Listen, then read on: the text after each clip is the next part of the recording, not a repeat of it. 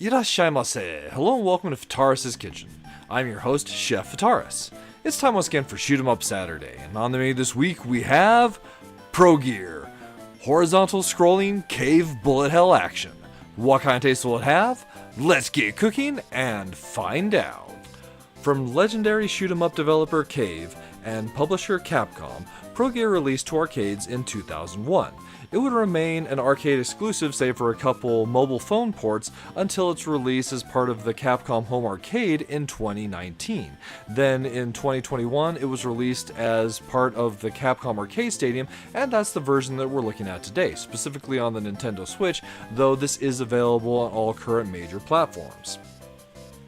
So, Progear is Cave's first horizontal scrolling outing, and they've done several other vertical scrolling shoot 'em ups to this point, but for this to be their first horizontal scroller, it turned out truly excellent. So I highly encourage you check out this and really almost all the other titles in the Capcom Arcade Stadium. So with that said, before we dive into the game itself, let's talk real quickly about the Capcom Arcade Stadium.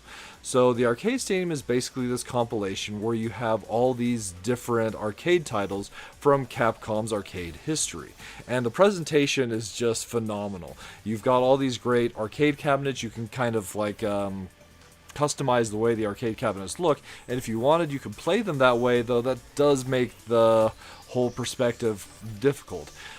Arcade Cabin, or rather the Arcade Stadium Part 1 has a total of 15 excellent shoot 'em ups, so like it's the one that I would recommend the most between the Arcade Stadium 1 and the Arcade Stadium 2. But that said, let's talk a little bit about pricing. All these titles are at most $1.99 US. So like they're a steal for some of these excellent shoot 'em ups and other arcade games, and oftentimes you'll find them on sale at half off. So you really can't go and beat that. When the Capcom Arcade Stadium originally released, you could only buy the titles DLC wise as part of bundles, so you would have to get like a year's range, and you've got 10 titles in that bundle. But now you can go and buy them each individually, and for the titles you're interested in, that's the way I highly recommend you check that out. So now, diving into the game itself, starting up Progear, we see the arcade stadium there, and if you wanted you could go and play in that view, but like we'll just dive right in. We do have this menu here where you can go into the game settings and customize your options there, and there are some challenges you can attempt as well: score, time, special, some really fun options, and of course the display settings. We're going with the really fun cow border there. So putting coins into the machine, we're going to be showing this game off 2-player today. So you have your choice of 2 different pilots. You can either be Ring or Bolt, so we'll kind of show both off just so you can kind of get a good idea of the gameplay. And then there's 3 gunners you can potentially pick. There's Chain, there's Nail, and there's Rivet. So you've got like an exploding shot, a cannonball, and a homing shot. So as far as like power is concerned, the cannonball is the best, but it's slow. The homing missiles are the weakest, but they do have the benefit of being homing.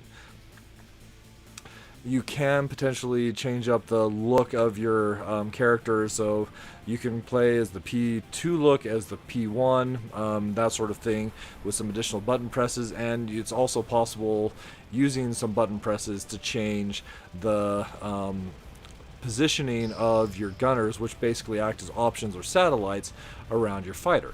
So here we find ourselves in the first stage of Progear. So this is starts out as a pretty typical horizontal scrolling shoot 'em up. We've got, but it's got the usual cave trappings. So we have our normal or rapid shot, which in this case is referred to pilot mode. But if you hold down your other button, then you'll go into gunner mode, where it focuses on your gunner rather than your main pilot ship. So under pilot mode, your pilot shots are more powerful. Gunner mode, of course, the gunner shots are more powerful. And in gunner mode, you also have focus movement. Another thing to note between Ring and Bolt, Ring's ship is slower, Bolt's is a little bit faster, so that's something to keep in mind as well. As far as like this game is concerned, one thing I do want to go and see note is just the beautiful steampunk aesthetic that the game has in both the mecha that we're fighting and the beautiful pixel art backgrounds that are present. And so in the beginning of the game, of this stage, you might have seen this particular Zeppelin in the background, and now we encounter our first boss. So the boss fights in this game, let's see, truly are excellent, but they can be challenging in the way of a good bullet hell shoot 'em up. So one thing I hadn't mentioned as far as our offensive options, we do also have bombs. So the bombs launch forward, they'll go and cancel any bullets they encounter, and there's also the scoring method that you build. As this being a good cave shooter, it has an excellent scoring mechanic. There's also some interesting gunner data where you can get levels there based off of your overall stage performance. So the scoring mechanic is when enemies are destroyed, there's an explosion, of course. If enemy bullets are caught in that explosion, they'll change into one of two scoring items. If you've destroyed the enemy using your pilot mode, then they'll become rings. If you destroyed them using the gunner mode, then they become gems. And with this one being a horizontal scrolling shoot 'em up, they fall to the bottom of the screen. So in order to collect them, you just have to swap modes from the one you were using to the other firing mode, and that will suck in the bullets for you to collect. Once you do so, then you'll add those to your counter in the bottom of the screen, and that's how you ultimately score big points. Both getting the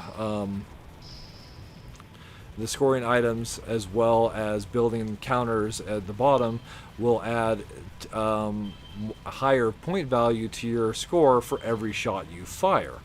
However, that counter in the bottom will be reset when you use bombs or lose a life. Basically, the usual things that would cause point values in a shoot 'em up to decrease. So the game, of course, already can get pretty manic, and really in the second stage, we're already almost 40% through the game. It's very short at just 5 stages. And some of the stages themselves don't feel like they have a whole lot of length to them. Some do, and unfortunately the stages that do, to me, are slightly frustrating. Stages 4 and 5 have more of a vertical scrolling element to them, which is difficult because even if you can home with your gunner shot, you're still looking at the fact that your pilot shot will be firing forward, so a lot of your firepower is lost in stages that are vertical scrolling in this kind of a game. With being unable to effectively use your firepower is a frustrating point for me with those particular stages itself. But with all that said, that's Progear served up for your enjoyment. The biggest thing I can go and say as far as minus flavors are concerned on this one is just that the game itself does have an overall a shorter length to it. As well designed as the horizontal scrolling stages are, and as beautiful as the entire game is, it's a little bit disappointing that it's on the shorter side. But then there's also just an element of relatively weak sound design. I kind of feel that was one area where this title suffered. The music is kind of lackluster and the overall sound design isn't very strong. But on the plus flavors, one of the biggest things that just draws me to this game is just the beautiful pixel art. Cave really knocked it out of the park with this one, and I just love the steampunk aesthetic that they put together for this particular title. It also has great design and great boss fights all throughout. So it's one that if you're looking to really flex your bullet hell game, I think this would be a fun one to kind of work on and ultimately aim for those 1cc efforts. And lastly, the biggest plus flavor I have for this one, as being part of the Capcom Arcade Stadium, where you can pick up the titles individually now. Really, like, being able to pick up some of these shoot 'em ups for just $1.99, it's an insane value. And if you are interested in any of those titles that are part of this collection, I highly encourage you to pick them up. And if you don't even want to spend the $2 on it, just wait for a sale and pick it up as just like $1. I mean, even if it's on a system like the Nintendo Switch, you might even have the gold points to be able to pick it up for literally nothing. Alright, that'll just about wrap it up for this week's episode of Shoot 'em Up Saturday. As always, I want to thank you so much for joining us. I hope you have a wonderful week, and I look forward to seeing you again next time.